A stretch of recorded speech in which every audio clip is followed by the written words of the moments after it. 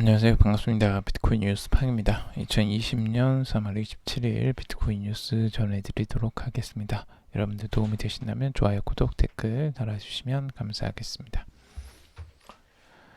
투자에 관련된 정보들은 참고사항일 뿐이고 조언이 아니니 투자하실 때 여러분들 스스로 꼭 판단하시고 결정하시길 바라겠습니다. 자, 우선 비트코인의 가격 흐름 같이 한번 살펴볼 건데요. 비트코인 지금 6,838달러 선에 위치해 있습니다. 아직 6천 위쪽에 저항선을 아직 뚫지를 못하고 있지만 계속 저항선을 테스트하고 있는 과정이라고 할 수 있습니다. 지금 상승 흐름들 지금 삼각으로 수렴하는 과정들에 있다고 볼 수가 있고, 지금 RSI도 계속 상승 흐름들을 보여주고 있습니다.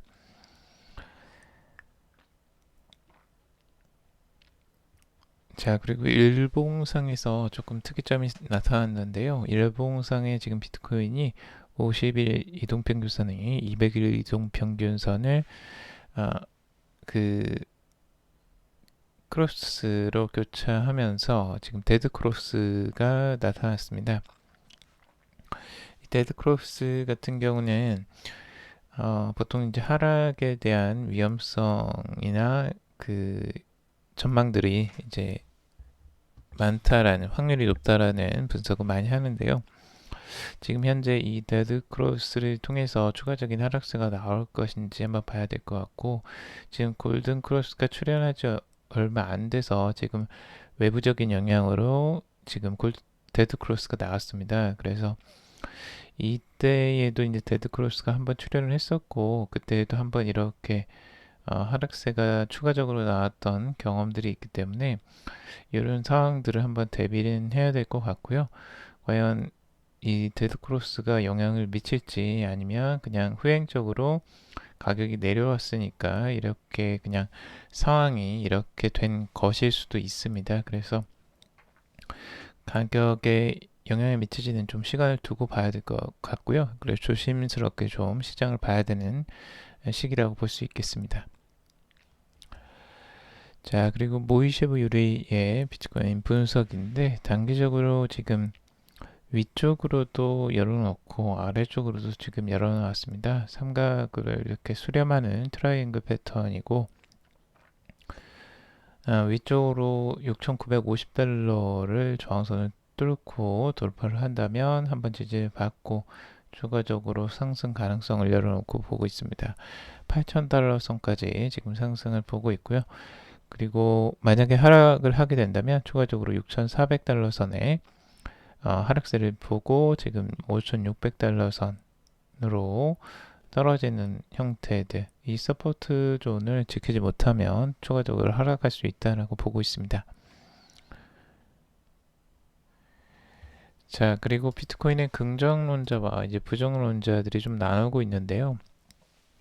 먼저 이제 긍정적으로 비트코인을 전망하는 분석을 한번 보도록 하겠습니다. 우선 판트라 캐피털의 최고 경영자인 댄 모헤드 같은 경우는 지난 며칠간 7,000달러 저항선에 직면해 있는데, 이는 일시적인 정체라면서 12개월 내로 역대 최고점인 2만 달러를 넘어설 것이다 라고 긍정적으로 전망을 하고 있습니다.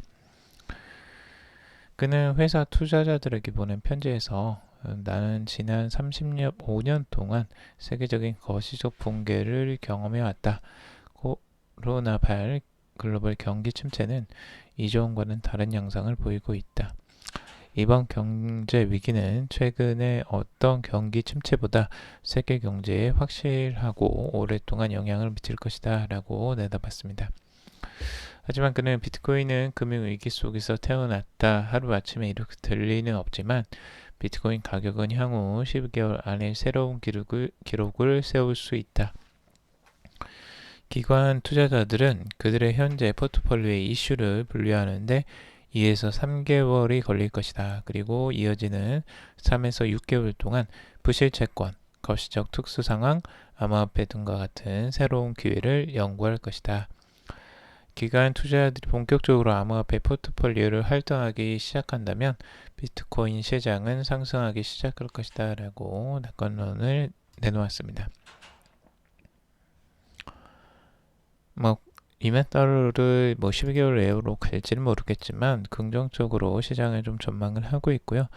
앞으로 시장이 조금 이제 지금 이 불안한 상황이 조금 지나간다면 안정화가 되고 난 다음에 추가적으로 상승세가 나올 것이다라고 긍정적으로 전망을 하고 있습니다. 자, 그리고 추가적인 전망도 보자면요. 금융미디어 FX 스트릿 같은 경우는 비트코인의 가격은 현재 핵심 저항성인 7,000달러와 핵심 지지선 6,400달러 사이에 끼어 있다라고 보고 있습니다. 만약에 7,000달러를 넘어서면 시장에서 황소의 위치가 확고해지며 이 비트코인이 8,000달러 이상을 상승할 수 있다라고 보고 있습니다. 반대로 비트코인이 7,000달러 미만의 가격에서 오래 머물수록 가격 추세는 약화돼 5,000달러 지지선까지 후퇴할 수 있다라고 진단을 했습니다. 그리고 암호화폐 전문 미디어 코인데스크 같은 경우는 기술적 관점에서 보면 비트코인의 회복 랠리는 정체된 것으로 보이며 6,460달러의 지지선이 깨지면 가격이 하락할 수 있다라고 보고 있습니다. 이후 6,000달러 지지선마저 무너지며 최근 저점인 4,000달러 아래로 추락할 수 있다라고 보면서 황소가 힘을 되찾고 시장의 심리를 강세로 돌려놓기 위해서는 7,000달러를 넘어서야 하며 그렇게 되면 7,500달러 선을 향한 새로운 랠리를 펼칠 수 있을 것이다 라고 분석을 했습니다. 그리고 디지털 자산 데이터 전문 애널리스트인 코너 아벤샤인의 분석을 보자면 이 채굴자들이 생산량 이상의 비트코인을 매도하고 있지만 시장이 큰 가격 하락 없이 이를 흡수할 수 있다며 시장의 강세를 기대해 볼 수 있는 시그널로 볼 수 있다라고 전하고 있습니다. 그리고 반면에 이제 부정적으로 전망을 하는 전망도 있는데요. 지금 암호화폐 애널리스트인 더문 같은 경우 코로나19 여파로 앞으로 비트코인이 1년 만에 가장 큰 폭의 하락을 보일 것이다 라고 보고 있습니다. 베어 플래그 패턴으로 이 지지선이 무너지며 비트코인 가격은 2,400달러까지 추락할 가능성이 있다라고 굉장히 낮은 가격까지도 전망을 하고 있습니다.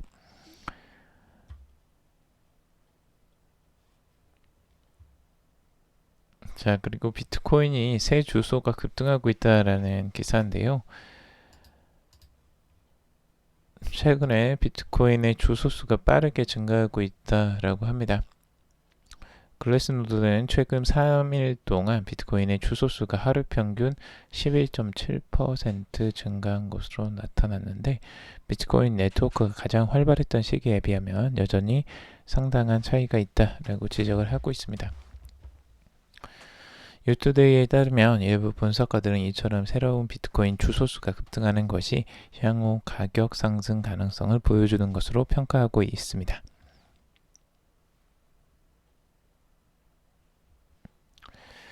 자, 그리고 비트코인이 폭락하자 스테이블 코인이 반사 이익을 얻고 있다라는 기사인데요.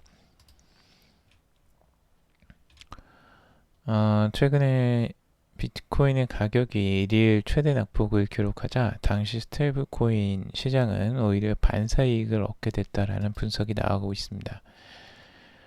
블록체인 분석 업체인 코인매트릭스는 지난 23일 네트워크 현황 보고서를 발간했고 보고서는 약 2주 전 비트코인 가격이 7년 만에 가장 큰 폭으로 하락한 시점에 다른 암호화폐 시장은 어떤 흐름을 보였는지에 초점을 두고 있습니다. 분석 업체는 이 비트코인이 크게 하락하는 동안 스테이블 코인의 시장 점유율이 상당히 높아졌으며 현물 및 선물 시장 가격 스프레드가 확대됐다라고 밝혔습니다. 저가 매수를 위한 또 자금 유입이 증가하면서 거래 수수료도 크게 늘었다라고 보고 있습니다. 지금 보고서에 따르면 암호화폐 보유자들이 시장 하락 상황에서 자산 가치를 유지하기 위해서 스테이블 코인으로 몰려드는 것으로 풀이를 하고 있습니다.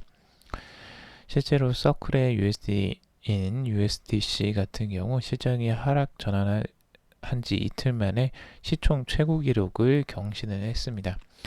그만큼 이제 비트코인이 하락하기 때문에 그 자산의 가치를 유지하기 위해 스테이블 코인으로 이제 그 자산을 옮긴 거죠. 이제 그래서 스테이블 코인의 수요가 이제 급증을 하기 시작했고, 단기적으로. 그래서 분석 결과 이 13일 스테이블 코인 전체 거래 규모는 4억 4,421만 달러에 달했다고 합니다. 그리고 이더리움 기반 테더의 시총도 지난 22일 37억 달러에 달했다고 합니다. 보고서는 이 달러 대비 비트코인 가치가 반토막이 나고 대량의 스테이블 코인이 생성되면서 며칠 새 스테이블 코인 시총 대비 비트코인 시총 비율이 2배가 됐다라고 전하고 있습니다. 특히 USDC의 시총 상승률이 높았는데요. 시총이 57%가 증가하며 가장 높은 성장세를 보였다고 합니다. 그래서 지금 단기적으로 스테이블 코인에 대한 수요가 굉장히 늘어난 현상을 볼 수가 있는데, 이건 뭐 일반적인 현상이라고도 볼 수 있을 것 같습니다.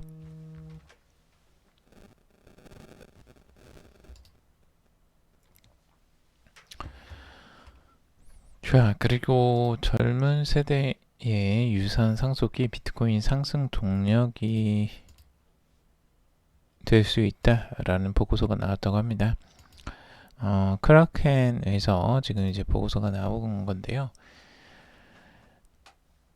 이 미 달러화 상속으로 비트코인의 매수 엄청난 부의 이전이라는 제목의 보고서를 공개를 했습니다. 보고서에 따르면 밀레니얼 세대들이 부모 세대로부터 상속받은 자산의 최소 5%를 비트코인에 투자한다면 비트코인의 가격을 2044년 35만 달러까지 상승시킬 수 있다라고 보고 있습니다. 근데 여기서 이제 주요적으로 봐야 될 건 2044년이라는 연도입니다. 그러니까 이게 순식간에 지금 일어나는 게 아니고 밀레니얼 세대가 부모 세대로부터 상속을 받는 기간이 필요한 거죠. 이 기간이 24년 정도를 지금 바라보고 있는 거예요. 그러니까 앞으로도 한참 남았다.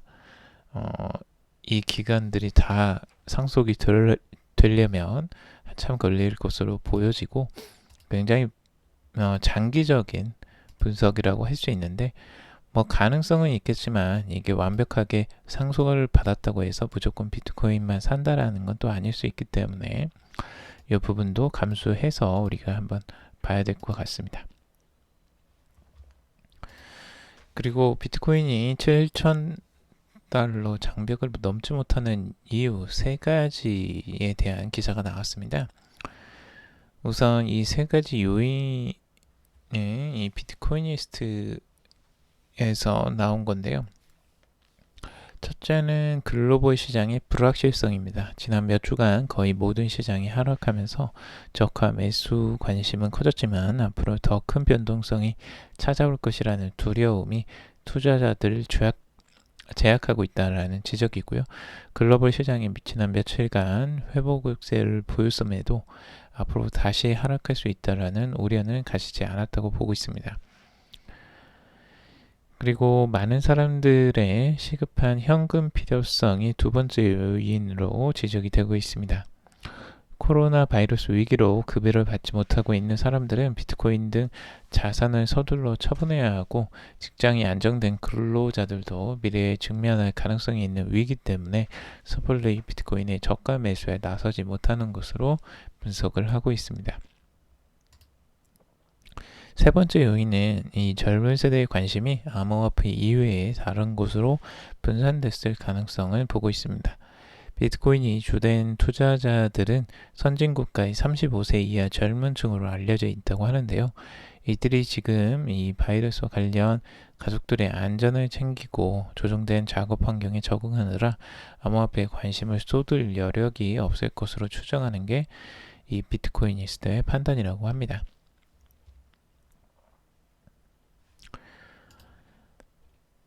자, 그리고 벡트의 비트코인 실물 인수 선물 거래량이 44% 증가했다라는 소식입니다. RC의 실물 인수 선물 거래량이 가격 하락에도 불구하고 강세를 보이고 있다라는 기사인데요. 지난 20일 데이터 전문 분석기관 아케인 리서치에 따르면 20일 기준 비트코인 실물 인수 선물 거래량은 이달 들어 전달 대비 43%가 증가했다라고 밝히고 있습니다. 지난 2019년 9월 최초에 비트코인 실물 인수 선물 계약을 시작했던 벡트는 자산을 물리적으로 직접 제공함으로써 이 제도적 수용을 위한 도약을 캐치건으로 내세웠었는데요. 이 실물 인수 선물에 대한 거래량이 증가하고 있다. 이런 부분이 좀 특이점이라고 할 수 있을 것 같습니다. 옵션 같은 경우는 거래량이 별로 없었는데요. 거의 없다시피 하고 있는데 이 실물 인수도 선물 거래량은 오히려 증가하고 있다는 부분이 좀 특이한 점 같습니다.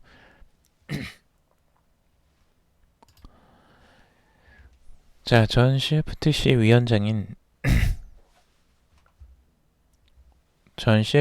위원장이었던 크리스토퍼 지안카를로는 이 월스트리트 저널 기고란을 통해서 블록체인 기반 시스템에서 달러를 디지털화하여 달러의 가치 하락에 대응할 수 있다라고 주장을 한 바 있습니다.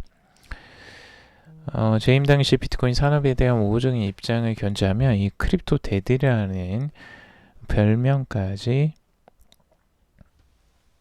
얻었습니다. 이 전 위원장은 퇴임 직후에 디지털 달러를 홍보하는 비영리 단체 디지털 달러 재단을 설립을 했고요. 실제 디지털 달러에 대한 관심이 굉장히 많이 있고 그 재단에서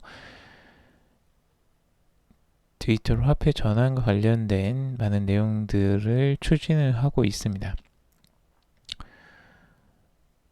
실제 디지털 화폐로 전환하는 방안과 그에 따른 잠재 이익을 연구하고 있고 이를 공론화하여 관련 규제 틀을 마련할 계획이라고 하고 있습니다. 글로벌 컨설팅 기업 액센추어가 협력사로 지금 참여를 하고 있고요. 이 크리스토퍼 지안카를로 전 위원장은 최근 암호화폐 분석기업 메리사리의 설립자 라이언 헬키스와의 인터뷰에서 페이스북이 추진하는 스테이블코인 리브라와 중국 정부가 진행 중인 디지털 위안화가 달러 디지털화의 중요성을 보여주는 적절한 사례다라고 전하고 있습니다. 그래서 전 위원장은 미국의 법정화폐 구조를 검토할 필요가 있다. 오늘날 상업적으로 개발되고 있는 많은 솔루션들이 미국 법정화폐가 가진 디지털 인프라 부족 문제를 해결할 수 있다라고 말했습니다.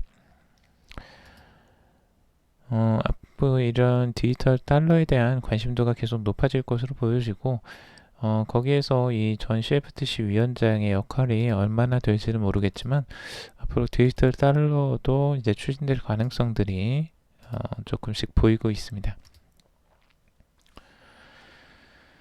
자, 그리고 톤 커뮤니티 재단이 텔레그램 없이 블록체인 출시를 논의 중이다 라는 기사가 나오고 있습니다.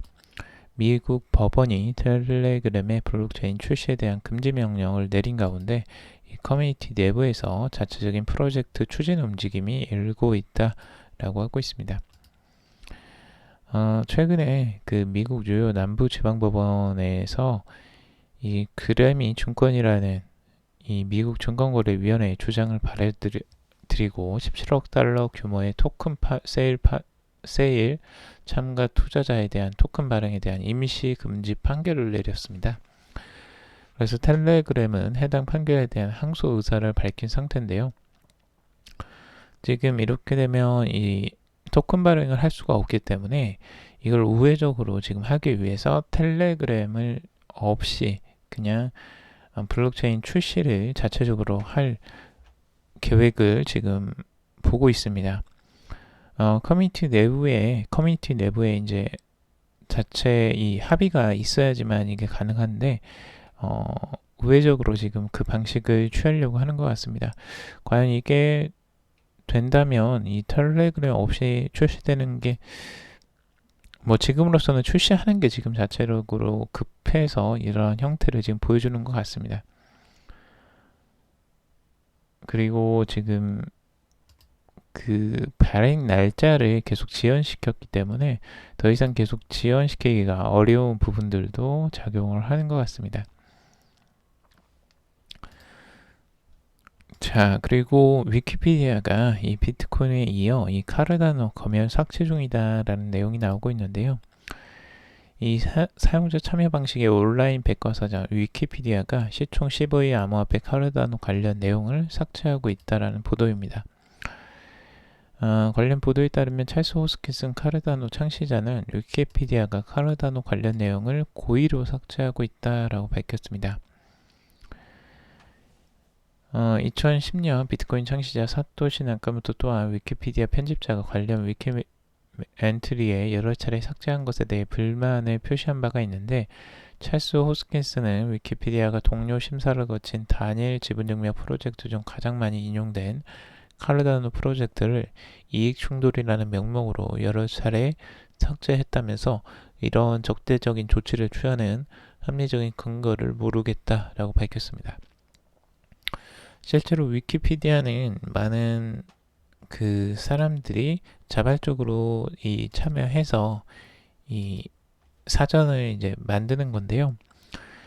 다양한 정보들을 자율적으로 수정이 되고 삭제가 되지만 계속 이제 이게 그 좋은 정보들로 걸러진다라는 믿음이 있었습니다. 근데 이제 이런 카르다노 에이다에 대한 관련된 정보들이 계속 삭제가 된다라는 부분 때문에 이 불만을 나타내고 있고, 이렇게 된다면 조금 진짜 이제 탈중앙화가 필요해 보이는 상황이 올 수도 있을 것 같습니다. 그러니까 검열이 계속 이루어지고 있는데 이 검열이 이제 정당한가를 판단하기가 참 애매하긴 합니다. 이게 검열의 기준이나 그 판단하는 사람에 따라서 이게 달라지는 것이기 때문에 과연 위키피디아는 이 검열을 무슨 기준으로 해서 이 카르다노 에이다에 대한 정보들을 삭제했을까에 대한 거죠. 근데 재미난 거는 이제 다른 코인들에 대한 정보들은 올라와 있다는 겁니다. 도지코인이나 그리드코인 그리고 파코인 등 이 다수의 암호화폐 프로젝트가 위키피디아에 올라와 있다라고 하는데, 이 참 신기한 일이죠. 왜 카르다노 에이다만 삭제를 할까? 그리고 위키피디아 운영재단 위키미디어는 2014년부터 코인베이스를 통해 비트코인 후원을 받아왔고, 지난 1월부터 비트페이로 결제 처리 업체를 변경해서 비트코인 캐시까지 후원 암호화폐로 받고 있다고 합니다. 그래서 실제 암호화폐를 후원까지 받고 있는 기관이기 때문에 이 부분을 굳이 암호화폐를 막는 것 같지는 않은데요. 좀 신기한 일이긴 합니다. 자, 오늘은 여기까지 정리를 해봤습니다. 여러분들 도움이 되셨길 바라고요. 도움이 되셨다면 좋아요, 구독, 댓글 달아주시면 감사하겠습니다.